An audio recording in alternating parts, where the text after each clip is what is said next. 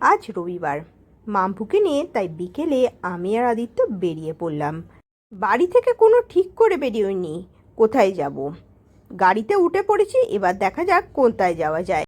Shibpur botanical গার্ডেনের খুব কাছেই পড়ে একটা গঙ্গার ঘাট। ঘুরতে ঘুরতে আমরা সেখানে এসে পৌঁছালাম। এখন বাজে বিকেল 5টা, তাই প্রচুর মানুষরাই এসেছে এই গঙ্গার ঘাটে ঘুরতে।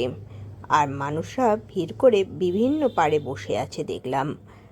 বিকেলের বেলায় এই গঙ্গার হাওয়ায় বসে থাকতে বেশ ভালো লাগছিল। সামনেই শুনতে পেলাম ঘন্টার আওয়াজ।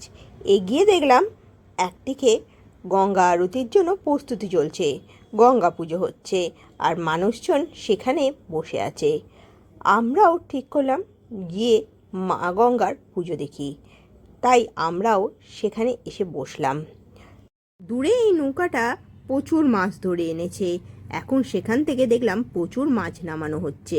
এখানকার পরিবেশটা বেশ সুন্দর, কারণ একদিকে ঠাকুরের মন্ত্র উচ্চারণের আওয়াজ, অন্যদিকে মা গঙ্গার ফুরফুরে বাতাস যেন মনটাকে জুড়িয়ে দিচ্ছে।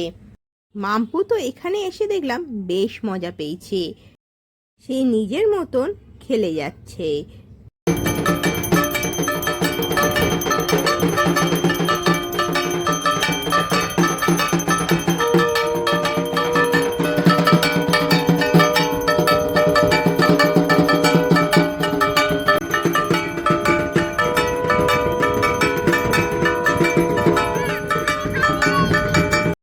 সন্ধে আরতি দেখতে দেখতে কখন বিকেল থেকে সন্ধে হয়ে গেল তা বুঝে উঠতে পারিনি।